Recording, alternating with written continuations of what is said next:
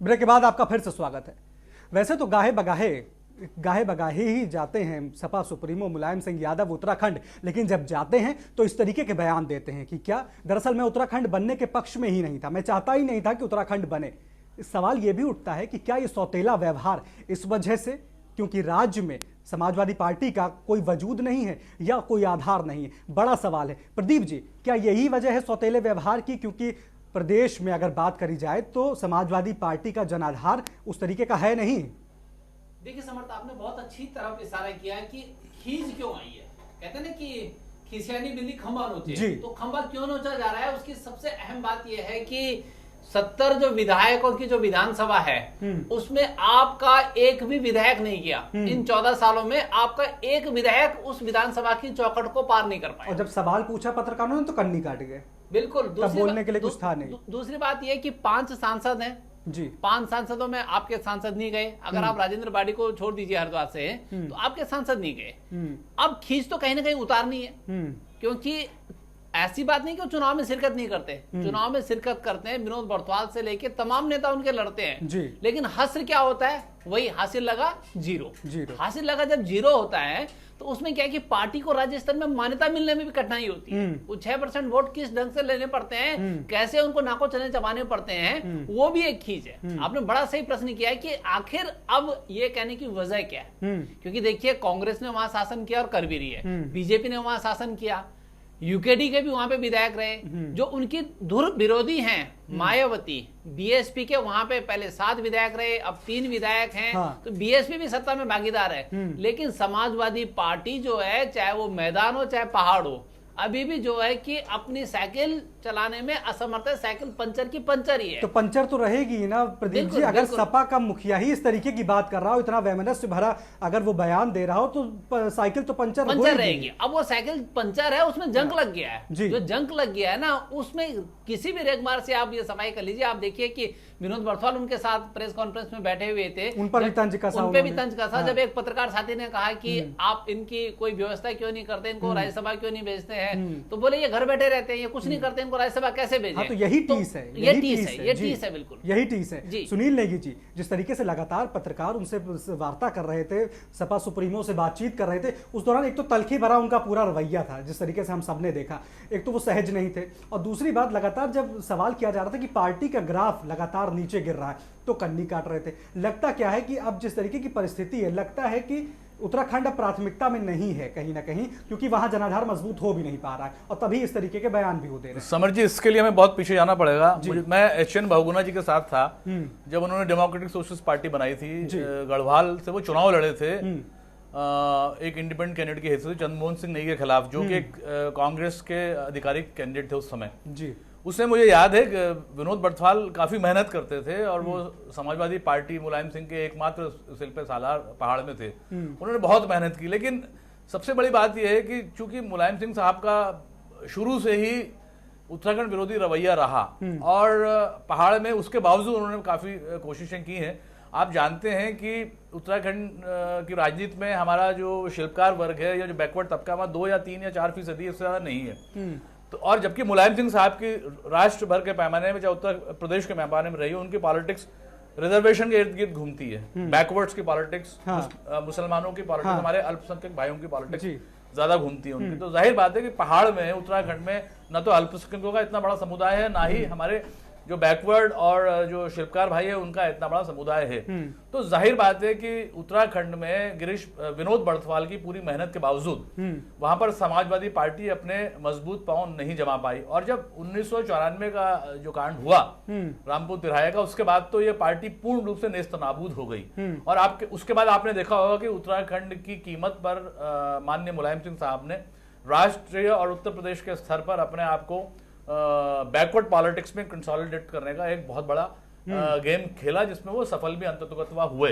तो मेरा कहने का अभिप्राय तात्पर्य ये है कि मुलायम सिंह आज भले ही प्रदेश में हमारे आए हैं, और अखिलेश यादव को जैसे हरीश रावत ने अपना दामाद बताया, तो जाहिर बात है कि एक प्रदेश का मुख्यमंत्री जब दूसरे प्रदेश के मुख्यमंत्री से मिलता है तो शिष्टाचार होता है। इसमें मैं कोई बुरी बात नहीं मानता हूं। लेकिन आज चूंकि लोगों के दिलो दिमाग में बेहद गुस्सा है 1994 का, कांड को लेकर के, और मुलायम सिंह जी के इस बयान के बाद वही बात उत्तराखंड में है क्या, और उत्तराखंड आज केंद्र पर पूरी तरीके से निर्भर है, उसके बाद अपना क्या बचा है। तो जाहिर बात है कि लोगों के अंदर आग पुनः पैदा हो गई है। मैं आपको यह बताना चाहता हूँ, एक बात नेगी साहब को मैं यहाँ पे रोकना चाहूंगा कि मुलायम सिंह जी ने दूसरी बात ये कही कि छोड़िए मुजफ्फरनगर कांड को, छोड़िए मुजफ्फरनगर कांड को, उसकी अनदेखी की। तो अगर जब सवाल आ ही गया था तो एक बार कह देते कि हाँ जो हुआ था वो गलत हुआ था, लेकिन उन्होंने कहा छोड़ो मुजफ्फरनगर। मेरा कहने का तात्पर्य अभिप्राय ये है कि मुलायम सिंह एक बहुत ही सुलझे और समझे हुए राजनेता है। उनकी पूरी राजनीति उत्तर प्रदेश की राजनीति पर टिकती है, क्योंकि उत्तर प्रदेश सबसे ज्यादा सांसद हिंदुस्तान की संसद में भेजते हैं। वो कहीं भी कुछ भी करेंगे, लेकिन वो ये सुनिश्चित करना चाहते हैं कि बाहरी बयानों से उनकी उत्तर प्रदेश की जो राजनीति है वो कंसोलिडेट हो, ताकि केंद्र में वो अधिक से अधिक संख्या में मजबूती से अपना जो दावा है आने वाले समय प्रधानमंत्री पद का वो मजबूत कर सके। क्योंकि उनकी असल लड़ाई, असल नजर जो है केंद्र की प्रधानमंत्री पद पर है, ना कि उत्तराखंड पर। उत्तराखंड का मुद्दा उनके लिए गौण है। उन्हें इस बात से बिल्कुल फर्क नहीं पड़ता है कि उनके बयान से उत्तराखंड की जनता के दिल और दिमाग में क्या बीतेगी। जी सुनील जी, बेशक वो मैं आपको रोकना चाहूंगा। इस वक्त रविंद्र जुगरान हमारे साथ जुड़ गए, राज्य आंदोलनकारी हैं। रविंद्र जी, बहुत बहुत स्वागत है आपका हमारे कार्यक्रम में।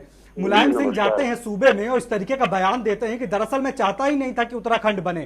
कितना चोट करता है इस तरीके का बयान आप जैसे राज्य आंदोलनकारियों के सीने पर? देखिए, जो दिल की बात जो है जुबा पर आ गई, और उन्होंने जो आज कहा वो तो 1994, 95, 96 में उत्तराखंड की जनता ने, पूरे उत्तर प्रदेश ने और देश की जनता ने देखा है कि राज्य निर्माण के आंदोलन में उन्होंने जब जब रोड़े अटकाए, दमन किया, हत्याएं उनकी सरकार में हुई, रेप हुए तमाम, तो ये तो उन्होंने बहुत पहले ही तय कर दिया था कि हम इसको अलग स्टेट नहीं बनाने देना चाहते। तो वो पहले कुछ और बोलते रहे, अब उनके मुंह पर ये बात आ ही गई देर सवेर, तो ये दिल की बात खुल के अब सामने आ गई ना, अब सत्य सामने आ गया है, पर्दा बेनकाब हो गया। लेकिन सवाल तो यही उठता है ना कि अब 14 साल बाद क्या जरूरत है वहां जाकर के सिर्फ अपना सियासत चमकाने के लिए, या इस तरीके के बयान देने की जरूरत क्या है? ये गड़े मुर्दे उखाड़ने की जरूरत क्या है आखिरकार?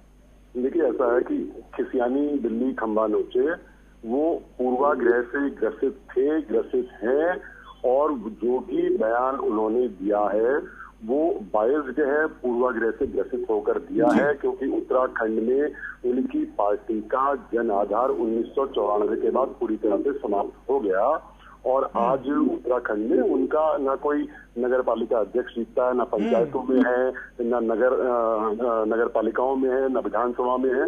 तो एक जो खीज उनको मिटानी थी वो मिटा के चले गए। तो रविंद्र जी, जब इस तरीके का अगर बर्ताव होगा, इस तरीके की अगर सोच होगी, तो कहां से उस पार्टी का वहां पर आधार मजबूत होगा? एक सवाल और है रविंद्र जी आपसे, सूबे के मुख्यमंत्री जो हैं, अब अगर बात करी जाए मुलायम सिंह यादव की, तो वो तो एक तरफ इस तरीके के बयान देते हैं, लेकिन उत्तराखंड के जो मुख्यमंत्री हरीश रावत जी, वो दरअसल उनको इन सब से कोई परवाह नहीं है। वो अखिलेश यादव को राज्य का दामाद बता देते हैं, जिसको लेकर के भी आंदोलनकारी काफी नाराज हैं कि वो अपना राज्य का दामाद बनाने की उनको क्या जरूरत है। इसको लेकर के भी उनके मन में कहीं ना कहीं टीस है।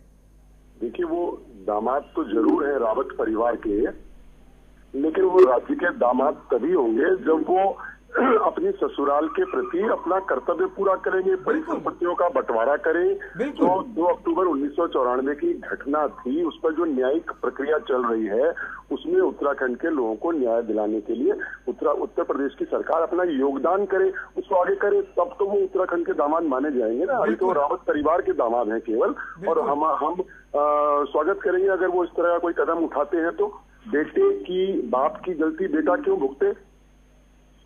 बहुत बहुत धन्यवाद रवीन जी आपका हमारे साथ बातचीत करने के लिए। कमला जी, जिस तरीके से मैंने रवीन जी से भी ये सवाल किया था, चलिए प्रोटोकॉल की तो बात फर्क है, लेकिन जहां पर जाकर के इस तरीके से बयान अगर उनके पिता दे रहे हैं मुलायम सिंह यादव, उसके बावजूद आप उनको राज्य का दामाद बता रहे हैं। एक तरफ वैसे ही जनता विरोध कर रही इस तरीके के बयान, ऊपर से आप मुख्यमंत्री को राज्य का दामाद बता रहे हैं, कितना तर्क संगत लगता है ये रिश्ते हम अपने हिसाब से कर रहे हैं। उत्तराखंड के हमारे जितने रिश्ते हैं बड़े प्यार प्रेम से चलते हैं, और यहाँ जो हमने रिश्तेदारी जोड़ी है, हमने सोचा हमारे रिश्तेदार हमारे समधी हैं तो यहाँ आके कुछ देंगे और सुधर गए होंगे, क्योंकि 94 के बाद उनकी एज जो है उस तरह ढली है, तो हमने कहा बहुत सुधर गए होंगे, बहुत परिवर्तन आ गया होगा।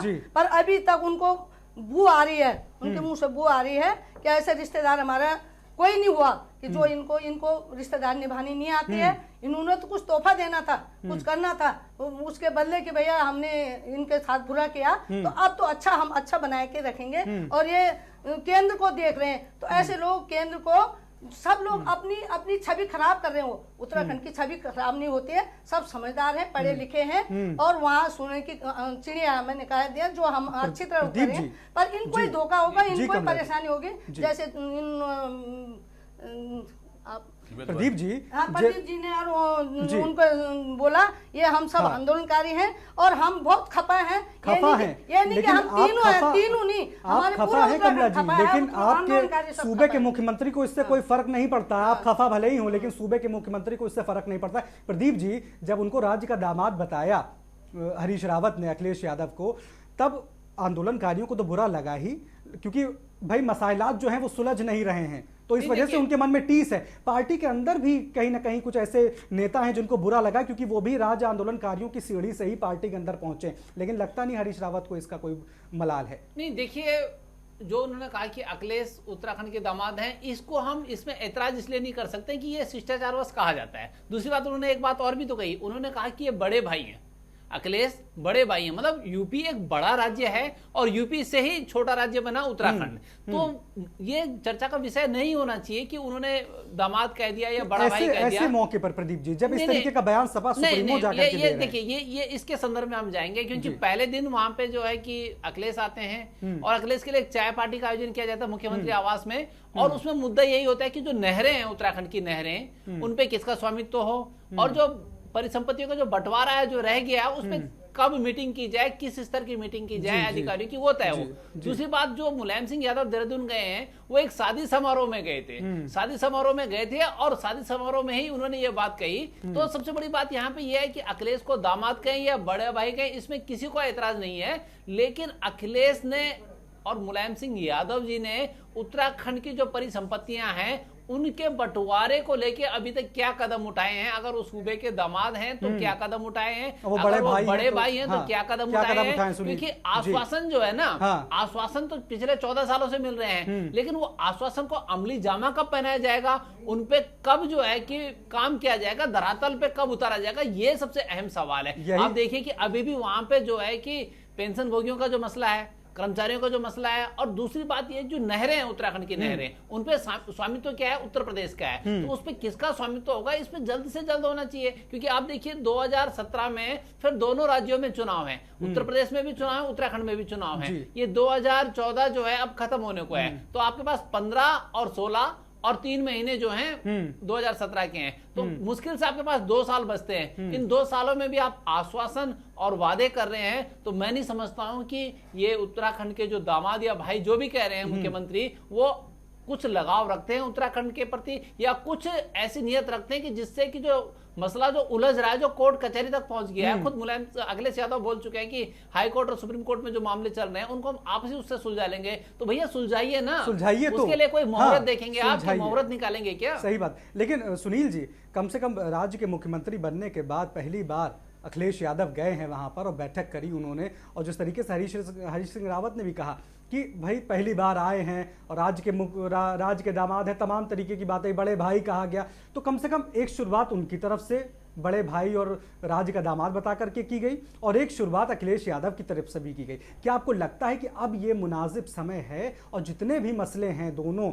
राज्यों के बीच में उनको अब प्राथमिकता सूची पर रख करके सुलझाना चाहिए, और कौन कौन से वो मसले हैं जिन पर अब गौर करना चाहिए दोनों? समर जी, वेदवाल जी ने वैसे विस्तार से सारी बात रख दी है जी, लेकिन मैं इतना स्पष्ट तौर पे कहना चाहूंगा कि उत्तराखंड एक देवभूमि है, और देवभूमि में जो सबसे पहला जो हम अपना फर्ज समझते हैं वो समझते हैं अतिथि देवो भव जी। हरीश रावत जी ने बतौर मुख्यमंत्री एक दूसरे मुख्यमंत्री को अपने यहाँ उनका स्वागत किया, शॉल ओढ़ा करके उन्हें पूरा सम्मान दिया है, और सम्मान देने के साथ साथ उन्हें दामाद का दर्जा भी दिया। तो कोई गलत इसलिए नहीं है कि उनके मुलायम सिंह जी के दोनों बेटों में दोनों रावत परिवार की बहनें भी आई हैं जो उत्तराखंड से संबंध ताल्लुक रखती हैं। तो जाहिर बात है कि एक अच्छा परिचय दिया है और हॉस्पिटैलिटी का एक अच्छा उदाहरण है जो जिसकी वजह से पूरे देश में एक अच्छा संदेश जाएगा।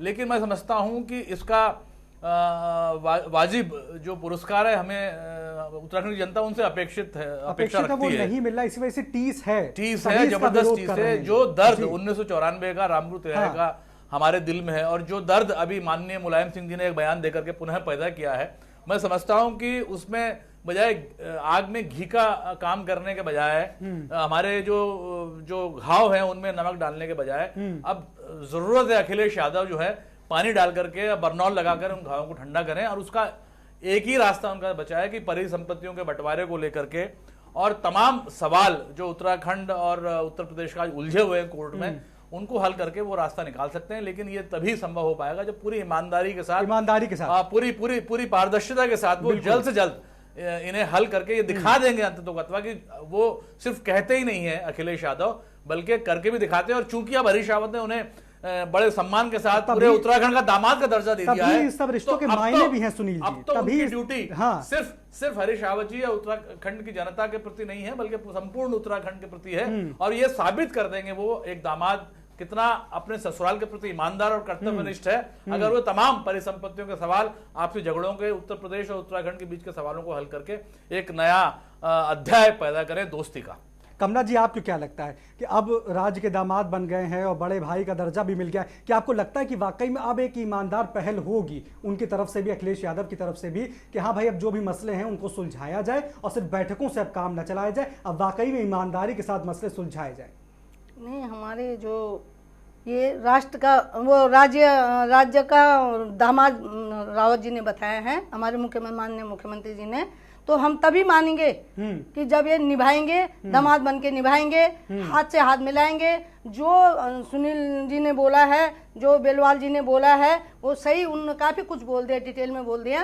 और ये जब निभाएंगे, जो हमारे इतने सालों से लंबित पड़े हैं, जो मामले लंबित पड़े हैं, खुद ही बोल रहे कोर्ट में है, कहाँ है, जो भी है, जो भी लिखित में होगा, सब में होगा, कोर्ट में गए तो बहुत कुछ उसमें तर्क हुई होगी और बैठकें हुई होगी, तो उसका जो छाछ छोल के, हमारे पहाड़ में बोलते हैं छाछ छोल के मक्खन निकाल के घी निकालते हैं, वो अखिलेश जी ने करना है। और हमें विश्वास है अपने दामाद पे, जब हमारे दामाद हैं तो समधी जी का मेरे ख्याल से वो तो निराश होके ऐसे बात कर रहे हैं, वो रिश्ता को निभाना नहीं चाहते हैं, निभाना नहीं चाहते। अखिलेश जी पे अब आधार है सारे उत्तराखंडियों का और सब आंदोलनकारियों का और सब सारे लोगों का, वो जिम्मा उन पे पड़ता है कि भाई रावत जी भी उन दामाद से काम निकाले और दामाद जी भी हमारे रावत जी हम मुख्यमंत्री से, ये वहाँ की आम जनता की आवाज हो, ये वहाँ के राज्य आंदोलनकारियों की आवाज हो। अगर सुने हरीश रावत और अगर सुने सपा के मुलायम सिंह यादव और अखिलेश यादव, तो ये राज्य आंदोलनकारियों की आवाज है और ये वहाँ की जनता की आवाज है। लेकिन एक बात और हुई, जिस दौरान सपा सुप्रीमो पत्रकारों से वार्ता कर रहे थे, उनसे मुखातिब हो रहे थे, तब एक सवाल ये भी उठा कि क्या डिंपल यादव को राज्य का प्रभारी बनाया जाना चाहिए?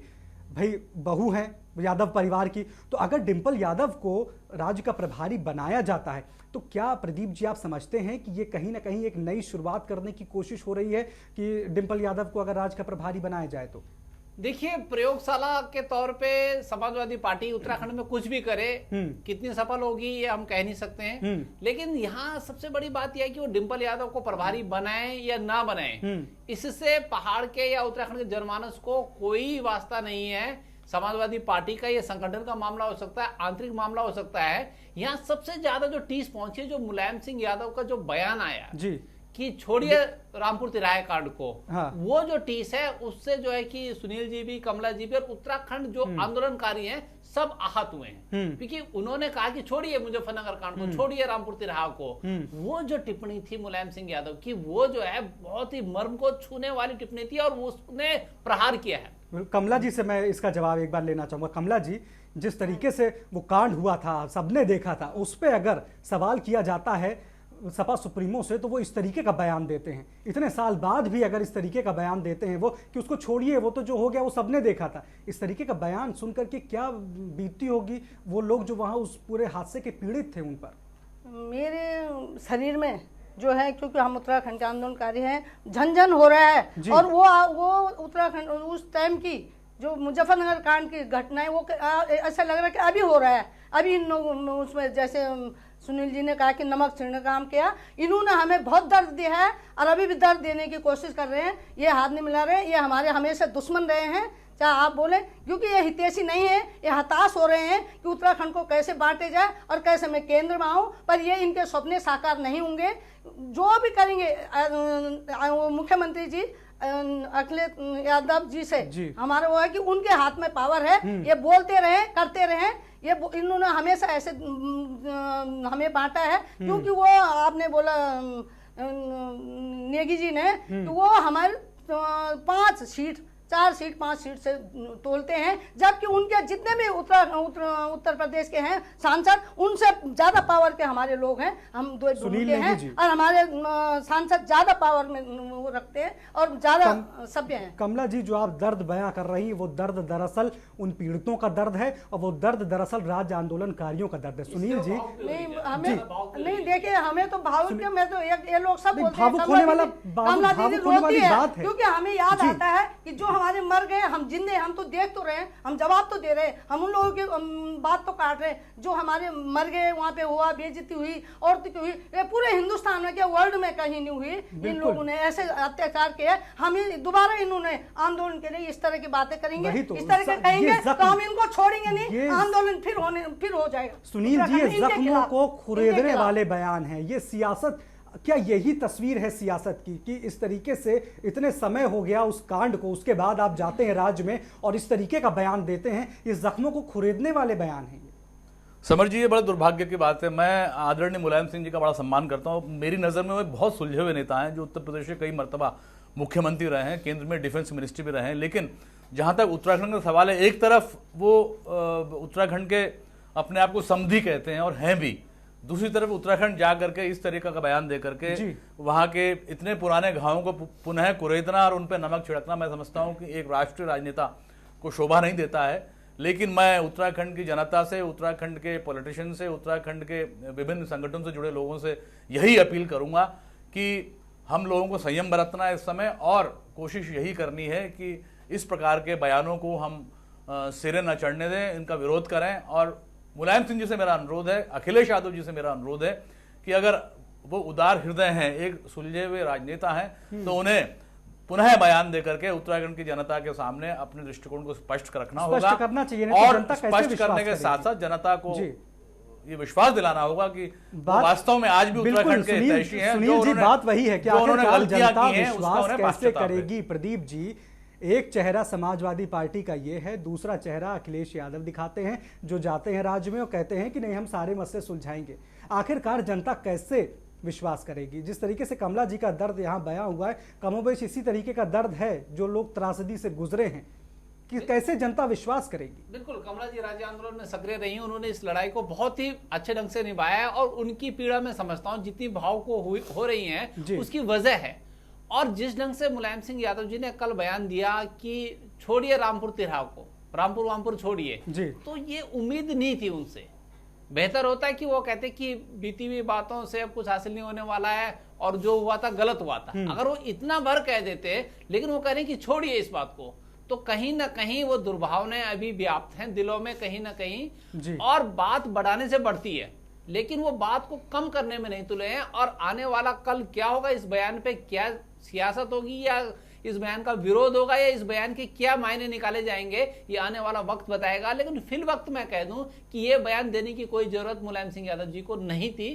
अगर वो बड़े हृदय का परिचय देते, उदार मन का परिचय देते, तो वो कहते कि भाई कायदे से उत्तराखंड में ये होना चाहिए, लेकिन वो नसीहत दे रहे अगर हैं। सलाह देने का इतना शौक लगा था तो वो बताते कि कहां कौन कौन से मसलों पे राज्य सरकार काम करे, जहां से हमारी मदद की जरूरत हो हम वो मदद करने को तैयार हैं, बजाय आप जाकर के जख्मों को खुरेद। हाँ, बड़े का बड़प्पन इसी में होता है ना। अगर वो बड़े भाई हैं तो अपने बड़प्पन इसी में दिखाते हैं। इस बयान का टाइमिंग भी गलत था, इट वाज नॉन कंड्यूसिव, और इंटेंट भी गलत था। इंटेंट भी गलत था, दोनों ही गलत थे। बहुत बहुत धन्यवाद आप तमाम मेहमानों को हमारे साथ जुड़ने के लिए। तो सवाल यही है कि अगर बड़े भाई हैं, अगर राज्य के दामाद हैं, तो क्या कर रहे हैं अखिलेश यादव? क्या अब उनको ऐसे में आकर के इस बयान के बारे में कुछ बोलना चाहिए जो मुलायम सिंह यादव ने दिया है? क्योंकि इस तरीके का बयान जो मुलायम सिंह यादव का आया है, उससे राज्य के आंदोलनकारी भी सदमे में हैं और राज्य की जनता भी दुखी है। फिलहाल प्राइम टाइम में बस इतना ही। बाकी तमाम खबरों के लिए आप देखते रहिए रिपोर्टर 24/7।